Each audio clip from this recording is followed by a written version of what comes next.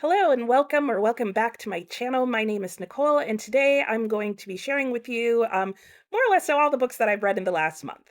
So I'm going to go ahead and just go by my star ratings, and I'll start with the lowest rating that I gave this month, which in the end ended up being a 3. And the reason I say that is because the first book that I'm going to mention, I originally in my wrap-up video gave it a 2, and I decided that maybe I just needed to drink more coffee that morning because it was actually better than a 2. And that book is Zorrie by Laird Hunt. I read this earlier this month after having read Radium Girls, and I did mention that if you've read Radium Girls or you wanted to learn more about them, this is probably not the book to read for that. Zorrie is a character in this book, and this book is largely about her life and just kind of a very rapid Bildungsroman. And at one point, she does work as a Radium Girl, but it's a very short part of the book and really not part of the plot of this book at all. This book was just okay. I thought it was good. I didn't think it was as amazing as I had heard it was. Then again, I'm also not a huge fan of literary fiction. It's something that, like, the plots of the book always sound really good to me, and I'm just not a fan of the writing style and structure that literary fiction tends towards. So, while this was a short book, overall, I thought it was just okay. The next book that I gave a 3 to was Cassandra at the Wedding by Dorothy Baker.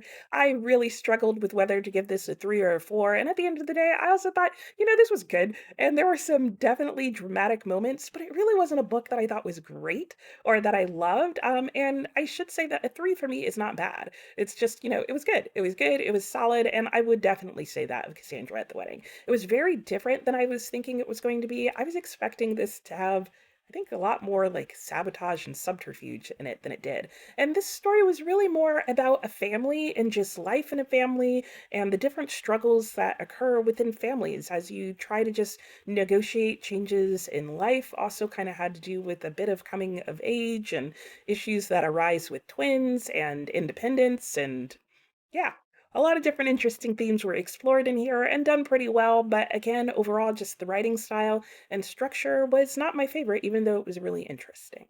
I had 3 books this month that all got 4 stars from me. The first one that I'm going to talk about is Peter Pan. This was the first time I have ever read Peter Pan, though I'm familiar with the Disney movie, which is more or less so sticks to the story, but I loved the narrative voice in this book. That was probably one of the great winning points of it. It is a children's book and I think has great value in being read aloud. I both read this physically and listened to the audiobook, but I really enjoyed physically reading it because there's so many like nuanced things in the writing that I felt like I missed, partially because it was abridged in the audiobook. This is also a very short book, so I really don't understand why they abridged it and didn't think that made any sense to me. But I would recommend this book to anyone who's one looking for a really good children's story or who has kids who like the classic movie and think they might like being read aloud to. And I would also recommend this book to adults. There are some really interesting themes in here.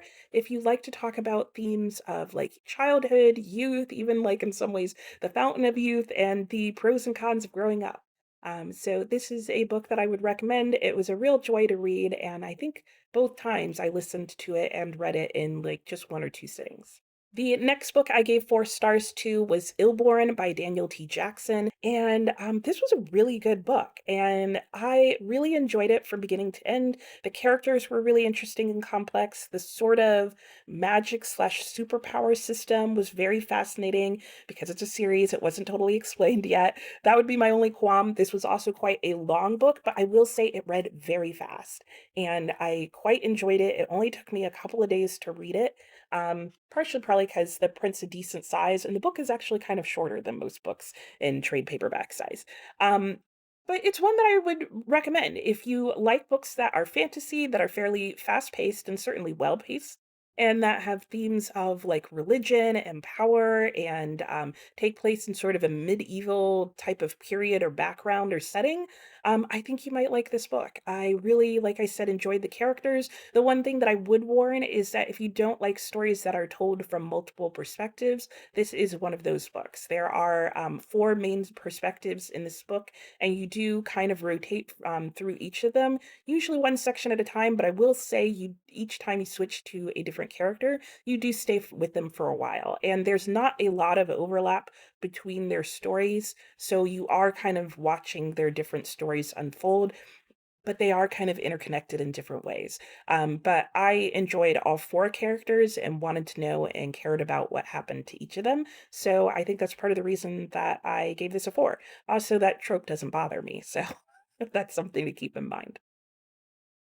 And the final four-star read for me this month was A Lust for Life by Irving Stone. This is a biographical novel about Vincent van Gogh, and this was a really good book. I annotated it, and it was just really like moving and informative and hopeful and sad and just a lot of emotional things. There were some really good lines in this. There were times where the writing style was a little weaker than I thought it could have been, which is probably what kept it from being a five for me. But I did really enjoy this book.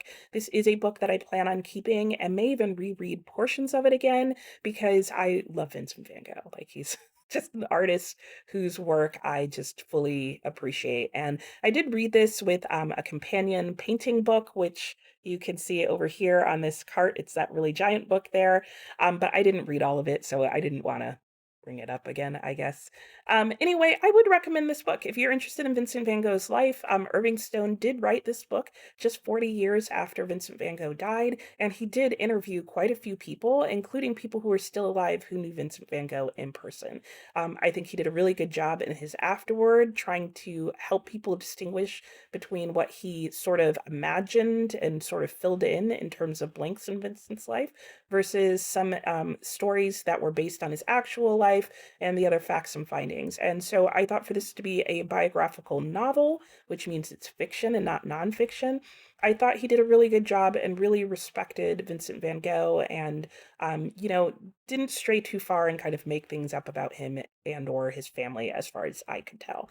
It did make me want to read more about Vincent van Gogh, and it also made me want to read more because he also talked about other novels that Vincent himself would read or reread and that kind of thing. And so it got me really interested in those books.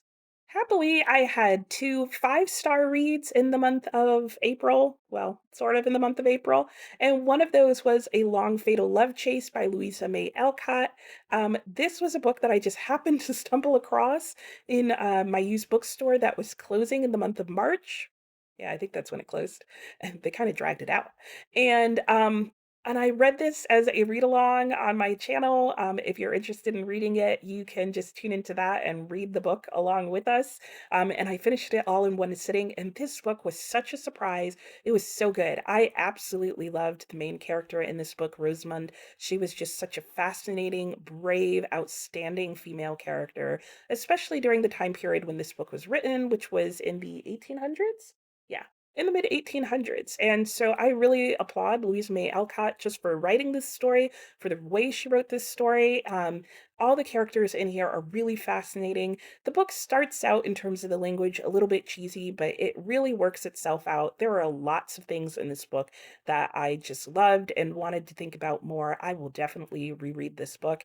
And even though it was marketed when it was finally published in the 90s, like as in the 1990s, as a thriller, I think it is so much more than that, but I can totally see why they would market it as that. So if you are looking to read some of Louisa May Alcott's work, but maybe Little Women doesn't appeal to you, I would try A Long Fatal Love Chase. It is um, just a really well written, exciting, and fast paced book.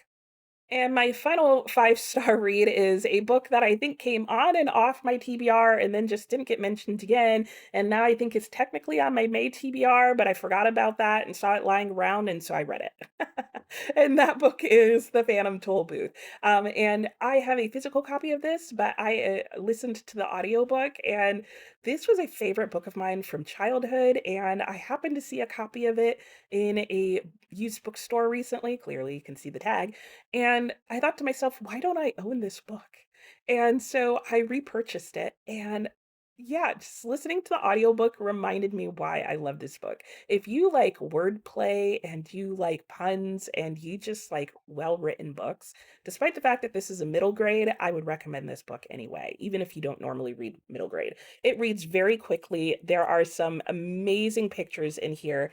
And the author in the foreword talks about the illustrations. At least, does this book have a foreword? Maybe it doesn't. Maybe that was just in the audiobook. Yeah, it was. But in the audiobook, in the foreword, the author talks about the relationship he had with the gentleman who did the illustrations in here, whose name is covered up by the sticker, so I can't tell you who it is, but I'll put it on the screen.